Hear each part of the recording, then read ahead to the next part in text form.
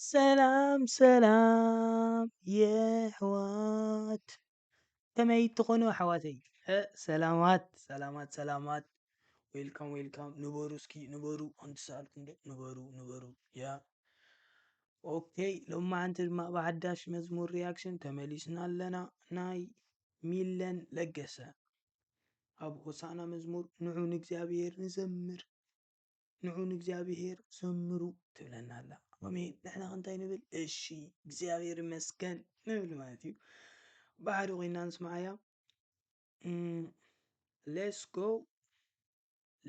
ጎ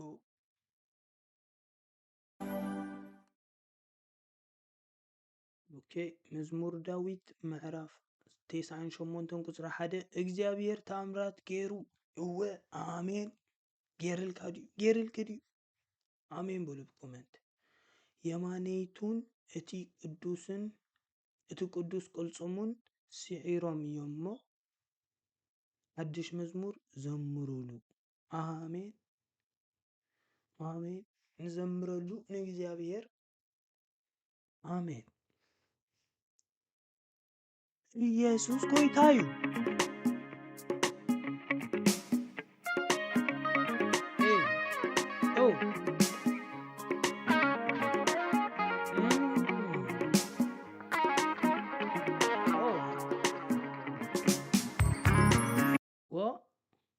ሽማዳ እንታይ ዲፈረንት ኮይኑ ምስተር እስቲ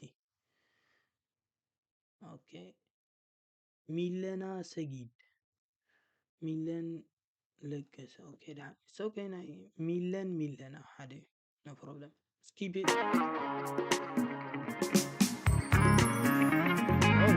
ሙዚቃ ግን አናዘር ለበል አይለ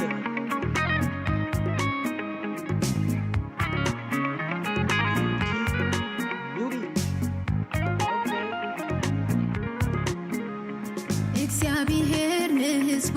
ዘከረ ካብ ባርነት ሓራውተ ኣብ ጊዜኡ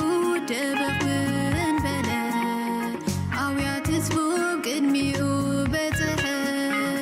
ንዑን እግዚአብሔር ዘምሩ ንዑን እግዚአብሔር ባርኹ ንዑን እግዚአብሔር ዘምሩ ንዑን እግዚአብሔር ባርኹ በመዝሙር ምስጋና እልል በሉሉ በመዝሙር አምልኮ She's innocent. Oh, well, I feel it. I didn't expect like that. I just abhorrent ane. Like music ጀምሩ ገለሲ like ካሊ ያቀጽበስ ane no. Okay, nice. Okay, that's okay. I think yeah, ሰሚዐ ይፈልኝ መጀመርታ ሰውን okay maybe next time. እልል በሉሉ በመዝሙር ምስጋና እልል በሉሉ በመዝሙር አምልኮ እልል በሉሉ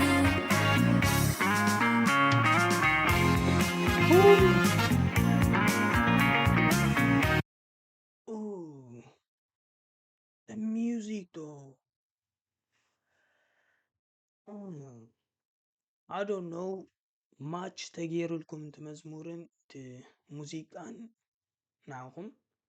እንቶም ትሰምዕዎ ዘለኹም ዘመዝሙር ማለት እዩ እቲ ሙዚቃ like high level ኮይኑ ተሰሚዕኒ like እቲ ሙዚቃ ገላዕ ፋየር ገላዕ እንዳሉ ግን like እታ መዝሙር ወላ ጣዕምትላ ግን like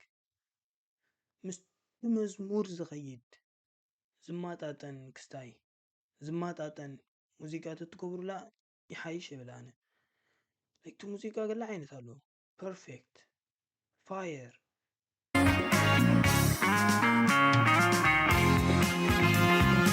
yeah but yeah she's innocent though yeah መጀመርታ ስለሆነ it's okay God bless you ሚለን keep it up ቅጽልዮ ያ ኣብ ቀጻሊ ካብዚ ብዚ ፋየር ዝኾነ መዝሙር ከተምጽልና ያ ሆፕፉሊ ያ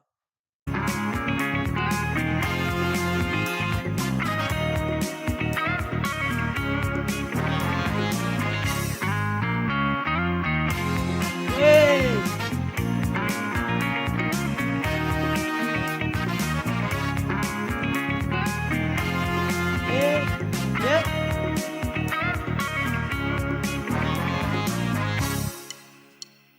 ኣብቲ ጉንዲ ወይኒ ዝተተኽሉ ኣባፀድ ኣምላኽና ይልምልሙ ንሱ ጻድቕ ኢሎም ከብርዩስ ብርግንኦም ይረውዩን ይለምዑ ንዑን እግዚኣብሔር ዘምሩ ንዑን እግዚኣብሔር ባርኹ ንዑን እግዚአብሔር ዘምሩ ንዑን እግዚአብሔር ባርኹ በመዝሙር ምስጋና እልል በልሉ አሜን። በመዝሙር ምስጋና እልል በመዝሙር አምልኾ እልል በልሉ አሜን። ንዑን እግዚአብሔር ዘምሩ አሜን። ዚያታ እንዳርስተ ማለት እዩ እግዚአብሔር ዘምሩሉ እግዚአብሔር ምዝማር ስለቲ ዝገበረልኩም ውዕለት እንዳዘከርኩም ስለቲ ኣብ መስቀል ዝገበረልኩም ውዕለት እንዳዘከርኩም ማለት እዩ ንእግዚአብሔር ዘምሩ ተመስገን በልዎ አሜን። ያ ዝብልኩም እዩ ዛት ሙዚቃ ትድምፂ ገለ ያ ድጋማ የድልዮኒ ያ ሌትስ ኪፕ ኢት አፕ በመዝሙር ምስጋና እልል በልሉ በመዝሙር አምልኾ እልል በልሉ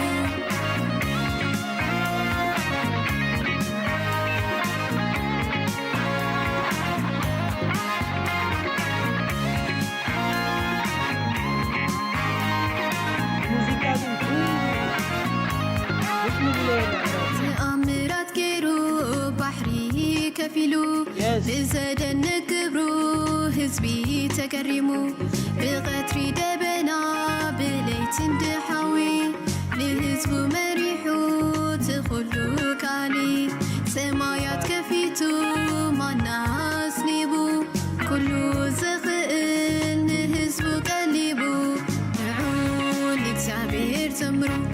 ንዑን እግዚኣብሔር ባርኹ ንዑን እግዚአብሔር ዘምሩ ንዑን እግዚአብሔር ባርኹ በመዝሙር ምስጋና እልል በልሉ በመዝሙር አምልኾ እልል በልሉ በመዝሙር ምስጋና እልል በልሉ በመዝሙር አምልኾ እልል በልሉ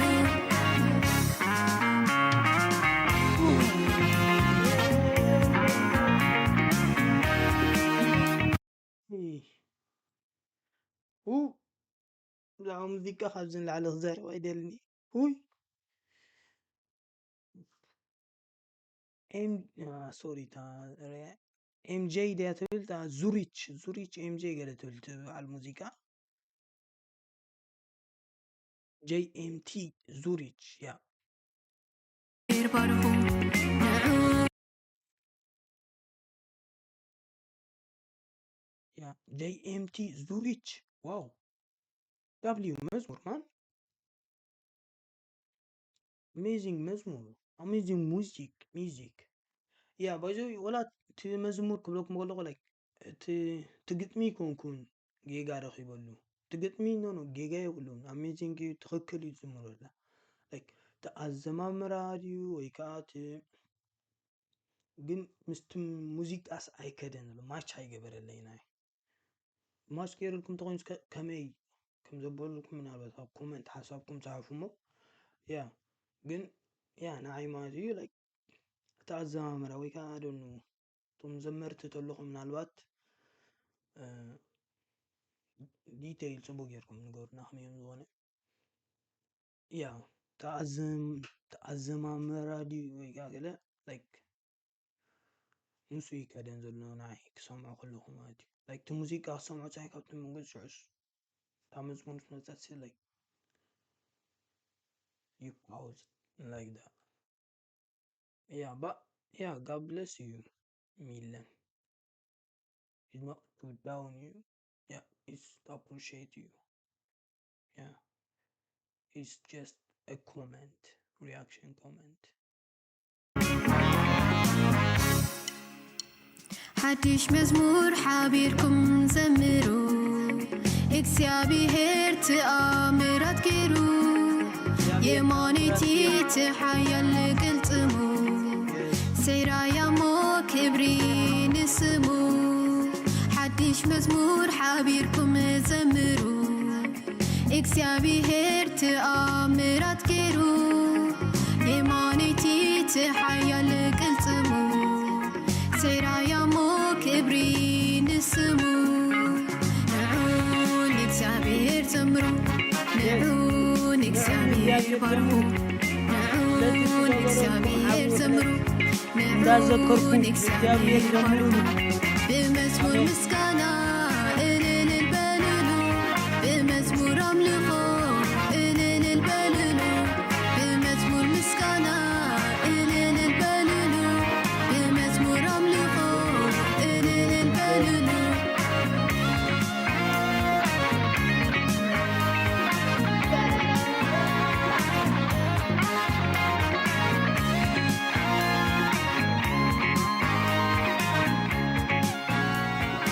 Hey, yo. Ooh, that's amazing. Wow.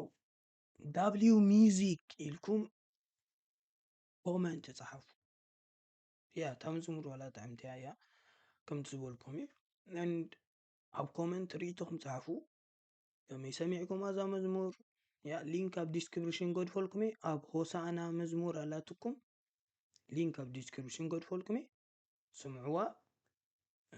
ሓሳብኩም ርኢቶኩም ጉደፉ ማለት እዩ ያ ብዝተረፈ ሼር ሳብስክራይብ ላይክ ኣይትረስዑ ያ ተባረኹ ኣብ ቀጻሊ የራኽበና ተባረኹ